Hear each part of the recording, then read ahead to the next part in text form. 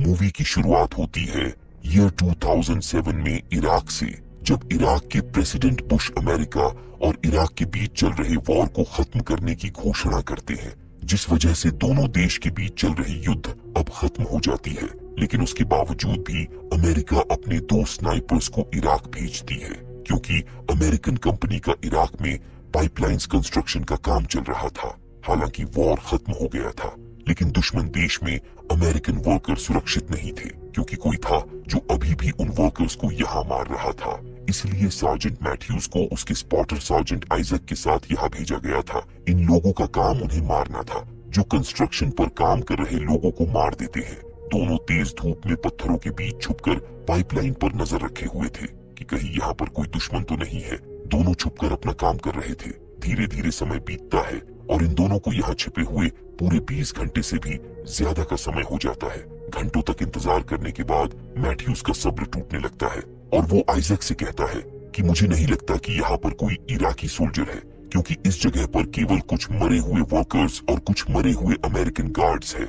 इसके अलावा मुझे वहाँ कोई भी दिखाई नहीं दे रहा, इसलिए हमें वहाँ खुद जाकर चेक करना चाहिए। लेकिन आइजक कहता है कि नहीं, हमें वहाँ नहीं जाना चाहिए, क्योंकि वहाँ पर जितने भी लोग मरे हैं उन्हें किसी ने हेडशॉट से मारा है। हो सकता है कि इस जगह पर कोई इराकी स्नाइपर हो जिसने उन लोगों को मारा है, और मुझे लगता है कि शायद वो स्नाइपर जुबा होगा। दरअसल जुबा एक बहुत ही खतरनाक इराकी स्नाइपर था, लेकिन मैथ्यूज कहता है कि आखिर 30 सेकंड में कोई 8 लोगों को कैसे मार सकता है। मैथ्यूज को लगता है कि यहाँ पर जितने भी लोग मारे गए हैं उन लोगों पर किसी ग्रुप ने हमला किया होगा, लेकिन आइजक को लगता है कि जरूर यहाँ पर कोई न कोई स्नाइपर मौजूद है। अब उन दोनों को यहाँ इंतजार करते हुए पूरे 24 घंटे बीत जाते हैं और उन 24 घंटों में उन्हें यहाँ कोई भी एक्टिविटी देखने को नहीं मिली थी। मैथ्यूज का सब्र टूट जाता है और वो खड़ा हो जाता है। मैथ्यूज आइजक से कहता है कि वहाँ पर कोई दुश्मन नहीं है, इसलिए मैं खुद वहाँ चेक करने जा रहा हूँ, और अगर तुम चाहो तो तुम मुझे पीछे से देख सकते हो। आइजक अभी भी मैथ्यूज को वहाँ जाने से मना करता है, लेकिन मैथ्यूज उसकी बात नहीं मानता और वो कंस्ट्रक्शन वाली जगह पर जाने लगता है। आइजक पीछे से उस पर नजर रखता है। कंस्ट्रक्शन साइट पर आकर मैथ्यूज को अमेरिकन सोल्जर्स और वर्कर्स की डेड बॉडीज दिखाई देती है। मैथ्यूज को एक मरे हुए सोल्जर के पास से रेडियो मिलता है, जिसे लेकर वो आगे बढ़ता है। दूसरी तरफ आइजक मैथ्यूज को ठीक से देख नहीं पाता, क्योंकि आइजक की स्कोप खराब हो जाता है। आइजक मैथ्यूज को उसके बारे में बताता है तो मैथ्यूज कहता है कि मैंने तुम्हें कई बार कहा कि तुम अपने स्कोप को बदल लो और कोई नया स्कोप ले लो। आइजक कहता है कि नहीं, ये स्कोप डीन का है और डीन इस दुनिया में नहीं है, इसलिए इस स्कोप को मैं उसकी आखिरी निशानी समझकर अपने पास रखता हूँ। दूसरी तरफ मैथ्यूज जब सारी डेड बॉडीज को चेक करता है तो उसे पता चलता है कि यहाँ पर जितने भी लोग मारे गए हैं वो सारे हेडशॉट से मारे गए हैं। मैथ्यूज जल्दी से ये बात आइजक को बताता है। आइजक कहता है कि तुम जल्दी से वहाँ से निकलो, लेकिन मैथ्यूज अभी भी वही खड़ा होता है, क्योंकि वो जानना चाहता था कि आखिर उन्हें मारा किस तरफ से गया है। लेकिन तभी मैथ्यूज को एक गोली आकर लगती है और वो नीचे गिर जाता है। मैथ्यूज आइजक को बताता है कि मुझे गोली लगी है। ये सुनकर आइजक भागकर उसके पास जाने लगता है। वो स्नाइपर आइजक पर भी गोली चलाता है, लेकिन आइजक गोली से बचने के लिए जिगजैग पोजीशन में भागता है।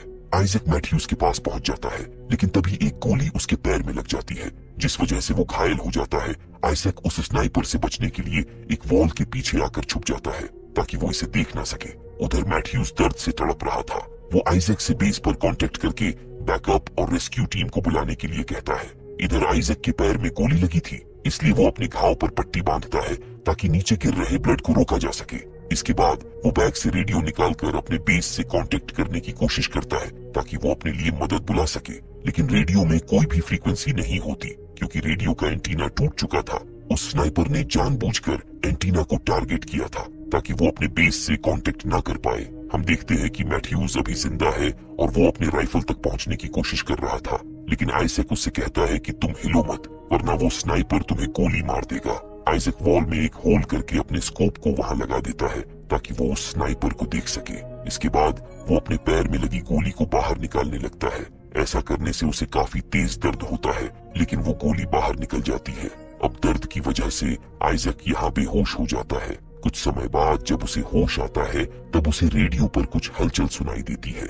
आइजक को लगता है कि बेस के लोग उससे कांटेक्ट करने की कोशिश कर रहे हैं, इसलिए ये उन्हें अपना नाम बताता है और कहता है कि हमें गोली लगी हुई है, इसलिए हमें मदद चाहिए। वो लोग उधर से कहते हैं कि हम तुम्हें देख नहीं पा रहे हैं, इसीलिए तुम हमें अपनी एग्जैक्ट लोकेशन बताओ, या फिर तुम जहाँ हो वहाँ से खड़े होकर गोली चलाओ, तभी हम तुम्हारे पास आकर तुम्हें बचा लेंगे। उनकी बात सुनकर आइजैक थोड़ा परेशान हो जाता है, जिस वजह से इसे उस आदमी के ऊपर शक होने लगता है। वो आदमी जो करने के लिए आइजैक से कह रहा था वो सारी चीजें नियमों के खिलाफ थी। आइजैक नोटिस करता है कि उस आदमी का एक्सेंट एक अमेरिकन की तरह बिल्कुल भी नहीं लग रहा है, इसलिए ये समझ जाता है कि वो वही स्नाइपर है जिसने इन्हें गोली मारी है। वो स्नाइपर अब इसे भी मारना चाहता है, इसलिए वो इसकी एग्जैक्ट लोकेशन पूछ रहा है। दरअसल उस स्नाइपर को आइजैक के रेडियो की फ्रीक्वेंसी मिल गई थी, जिस वजह से वो इससे बात कर सकता था। आइजैक कहता है कि मैं जानता हूँ कि तुम कौन हो। ये सुनकर वो कहता है कि मैं जानता था कि तुम मुझे पहचान लोगे, इसलिए अगर तुम यहाँ जिंदा रहना चाहते हो और अगर अपने साथी को भी जिंदा देखना चाहते हो तो तुम मुझसे बात करते रहो। मैथ्यूज को जिंदा रखने के लिए आइजैक को ना चाहकर भी उस स्नाइपर से बात करनी पड़ती है। वो स्नाइपर आइजैक से कुछ पर्सनल सवाल पूछता है, जैसे कि ये स्नाइपर कैसे बना और उसके परिवार में कौन कौन है। वो स्नाइपर आइजैक के बारे में सारी चीजें जानने लगता है। आइजैक उसे वो सब इसलिए बताता है ताकि वो उसे अपनी बातों में उलझा कर रखे। आइजैक स्नाइपर की लोकेशन जानने के लिए अपने स्कोप से देखता है और जमीन पर एक मैप बनाता है और सोचता है कि आखिर वो स्नाइपर कहाँ हो सकता है।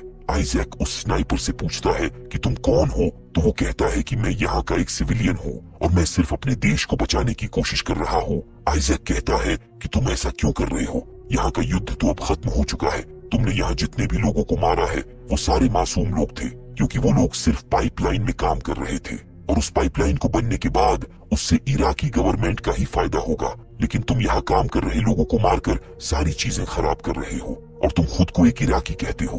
ये सुनकर वो आदमी हंसने लगता है और कहता है कि कोई युद्ध खत्म नहीं हुआ, युद्ध सिर्फ तुम्हारे लिए खत्म हुआ है, हम जैसे लोगों के लिए युद्ध अभी खत्म नहीं हुआ। तुम्हें क्या लगता है कि क्या वो सारे पैसे इराकी गवर्नमेंट को मिलेंगे? ऐसा बिल्कुल भी नहीं होगा, बल्कि वो सारे पैसे अमेरिकन गवर्नमेंट को मिलेंगे। आइजैक को यहाँ एक सोल्जर के पास रेडियो दिखाई देता है, इसलिए ये उस स्नाइपर की बात इग्नोर करके रेडियो लेने की कोशिश करता है। लेकिन वो स्नाइपर कहता है कि मुझसे बात करते रहो वरना मैं मैथ्यूज को मार दूंगा। ये सुनकर आइजैक कहता है कि तुम्हें उसका नाम कैसे पता? स्नाइपर कहता है कि मुझे तो ये भी पता है कि तुमने कितने लोगों को मारा है, और अगर आज मैंने मैथ्यूज को मार दिया तो ये वो दूसरा आदमी होगा जो तुम्हारी गलती से मारा जाएगा, क्योंकि तुम्हारी गलती से पहले भी एक आदमी मर चुका है जिसका नाम डीन था। दरअसल डीन आइजैक की गलती से मरा था, क्योंकि आइजैक का निशाना चूक गया, जिस वजह से वो गोली डीन को लग गई और वो मारा गया। स्नाइपर की बात सुनकर आइजैक काफी हैरान होता है और सोचता है कि आखिर उसे ये सब कैसे पता चला। आइजैक को प्यास लगी हुई थी, इसलिए वो अपनी बोतल निकालकर पानी पीता है, लेकिन बोतल खाली होती है क्योंकि स्नाइपर ने बोतल के बीच में गोली मारी थी। स्नाइपर कहता है कि मैंने जानबूझकर बोतल में गोली मारी थी। आइजैक कहता है कि तुम बकवास कर रहे हो, क्योंकि कोई भी इतना सटीक निशाना नहीं लगा सकता। स्नाइपर कहता है कि मैंने तुम्हारे रेडियो को तोड़ दिया ताकि तुम अपने बेस से कांटेक्ट ना कर पाओ, और मैंने जानबूझकर तुम्हारे पैर में गोली मारी है ताकि तुम यहाँ से भाग ना पाओ। स्नाइपर कहता है कि तुम बिना पानी और इलाज के यहाँ तड़प तड़प कर मरने वाले हो। आइजैक कहता है कि तुम एक आतंकवादी हो। ये सुनकर वो आदमी हंसने लगता है और कहता है, तुम लोग हमारे देश में बंदूक लेकर आते हो और हम पर गोलियां चलाते हो, और तुम मुझे ही आतंकवादी बोल रहे हो। कुछ देर बाद आइजैक उस स्नाइपर को देख लेता है जो कि एक बड़े से कचरे के ढेर में छिपा हुआ था, लेकिन आइजैक को अभी भी स्नाइपर की एग्जैक्ट लोकेशन मालूम नहीं थी। 24 घंटे लगातार उस कचरे के ढेर में छिपे रहना और उसके बाद भी एकदम परफेक्ट निशाना लगाना, ये काम केवल चूबा ही कर सकता था। आइजैक कहता है कि तुम कहीं चूबा तो नहीं। कुछ समय बाद यह धूल भरी हवाएं चलने लगती है। आइजैक उस चीज का फायदा उठाता है और जल्दी से एक मरे हुए सोल्जर के पास आता है। आइजैक उसका बैग लेकर वापस से वॉल के पीछे आकर छिप जाता है। वापस आकर वो देखता है कि उसका स्कोप टूट गया है, जिस वजह से वो अब उस स्नाइपर को नहीं देख पाएगा। इसे यहाँ रेडियो पर कुछ हलचल सुनाई देती है। आइजैक को पता चलता है कि मैथ्यूज अभी भी जिंदा है। आइजैक उसे स्नाइपर की लोकेशन बताता है और वो स्नाइपर को अपनी बातों में उलझा कर रखता है ताकि मैथ्यूज अपनी राइफल तक पहुंच जाए। मैथ्यूज के पास एक एम्ब्लेम था जो एक शीशे की तरह काम करता है, इसलिए वो उस एम्ब्लेम से कचरे के ढेर की तरफ देखता है। साथ में ही वो रेंगते हुए अपने राइफल को लेने की कोशिश करता है। स्नाइपर आइजैक को बताता है कि पहले वो बगदाद में एक टीचर हुआ करता था, लेकिन एक दिन अमेरिकन के हमले से स्कूल के सारे बच्चे मारे गए, इसलिए तब से उसने अमेरिकी सेना से बदला लेने का फैसला किया। इस जगह पर तेज हवा की वजह से काफी धूल उड़ रहे थे, जिस वजह से वो स्नाइपर आइजैक को देख नहीं पाता। मौका पाकर मैथ्यूज अपनी राइफल तक पहुंच जाता है और राइफल से वो उस स्नाइपर पर फायर करता है, लेकिन राइफल रिलोड करते समय वो स्नाइपर इसे गोली मार देता है। गोली सीधा मैथ्यूज के कंधे पर लगती है। जान बचाने के लिए वो आइजैक की तरफ जाने लगता है। मैथ्यूज आइजैक के पास पहुंच पाता कि उससे पहले वो स्नाइपर उसके सिर पर गोली मारता है, जिस वजह से मैथ्यूज की यहाँ पर मौत हो जाती है। ये सब देखकर आइजैक को काफी हर्ट होता है, क्योंकि उसका साथी उसके ही सामने मारा गया और वो कुछ भी नहीं कर पाया। स्नाइपर कहता है कि युद्ध तो पहले ही खत्म हो चुका है और तुम अब तक यहाँ इराक में क्या कर रहे हो। आइजैक कहता है कि मुझे नहीं पता, मैं बस अपने घर जाना चाहता हूँ और अपनी फैमिली से मिलना चाहता हूँ। स्नाइपर कहता है कि तुम इतनी आसानी से अपने घर नहीं जा सकते, तुम्हें मुझे अपनी कहानी बतानी होगी और तुम तब तक जिंदा रहोगे जब तक तुम मुझसे बात करते रहोगे। आइजैक यहाँ रोने लगता है और कहता है कि हाँ, मैंने ही डीन को मारा है। मैं अपने दुश्मन स्नाइपर को मारने वाला था, लेकिन मेरा निशाना चूक गया, जिस वजह से वो गोली डीन को जा लगी और वो मारा गया। लेकिन आज तक मैंने सबसे झूठ बोला है कि डीन को दुश्मनों ने मारा है। स्नाइपर से बात करते समय आइजैक को रेडियो पर कुछ हलचल सुनाई देती है। आइजैक देखता है कि बेस के लोग उससे कांटेक्ट करने की कोशिश कर रहे हैं, इसीलिए आइजैक उनसे बात करने की कोशिश करता है, लेकिन इसकी आवाज उन लोगों तक नहीं पहुंचती। वो बस उनकी आवाज सुन सकता था। आइजैक यहाँ स्नाइपर की आवाज सुनता है, जो बेस के लोगों से कांटेक्ट करके उनसे मदद मांग रहा था। बेस के लोगों को लगता है कि रेडियो पर जो उनसे बात कर रहा है वो आइजैक है, लेकिन वो स्नाइपर था। आइजैक को यह सारी बात समझ आ जाती है और उसे पता चल जाता है कि यहाँ पर जितने भी वर्कर काम कर रहे थे उन्होंने कभी मदद मांगी ही नहीं, क्योंकि उस स्नाइपर ने उन्हें पहले ही मार दिया था और उसी ने बेस पर कांटेक्ट किया था ताकि मदद के लिए और सोल्जर्स यहाँ पर आए और वो उन्हें भी मार दे। वो स्नाइपर यहाँ जाल बिछाकर एक एक अमेरिकन सोल्जर्स को मार रहा था। आइजैक को एहसास होता है कि वो स्नाइपर कितना ज्यादा खतरनाक है। आइजैक यहाँ बेहोश हो जाता है। कुछ समय बाद जब उसे होश आता है तब उसे यहाँ हेलीकॉप्टर की आवाज सुनाई देती है। आइजैक स्नाइपर से बात करने की कोशिश करता है, लेकिन वो कोई उत्तर नहीं देता। आइजैक को लगता है कि शायद वो स्नाइपर सो रहा है, इसलिए ये जल्दी से मैथ्यूज की राइफल अपनी तरफ खींचता है। वो देखता है कि 2 हेलीकॉप्टर उसकी तरफ आ रहे हैं, जिन्हें उस स्नाइपर ने यहाँ बुलाया था। आइजैक अपनी वॉल को गिरा देता है और उस कचरे के ढेर की तरफ निशाना लगाता है। स्नाइपर भी आइजैक पर निशाना लगाए बैठा हुआ था, लेकिन धूल की वजह से उसे कुछ दिखाई नहीं देता। स्नाइपर उस पर फायर करता है, जिस वजह से आइजैक उस रोशनी को देख लेता है। वो ठीक उसी जगह पर फायर करता है जहां से उसने रोशनी देखी थी। स्नाइपर अब कोई भी हरकत नहीं करता, जिसे देख आइजैक को लगता है कि इसने उस स्नाइपर को मार दिया। आइजैक उठकर खड़ा हो जाता है, लेकिन वो अभी भी डर रहा था, क्योंकि अगर स्नाइपर जिंदा हुआ तो वो इसे मार देगा। लेकिन इस पर कोई भी फायरिंग नहीं होती। आइजैक को कंफर्म हो जाता है कि वो स्नाइपर अब मर चुका है। हेलीकॉप्टर यहाँ लैंड होती है। सोल्जर्स आइजैक को हेलीकॉप्टर में ले जाने लगते हैं। आइजैक बार बार उनसे कहता है कि उस कचरे के ढेर में चेक करो, लेकिन कोई भी उसकी बातों पर ध्यान नहीं देता, क्योंकि आइजैक की आवाज साफ नहीं होती।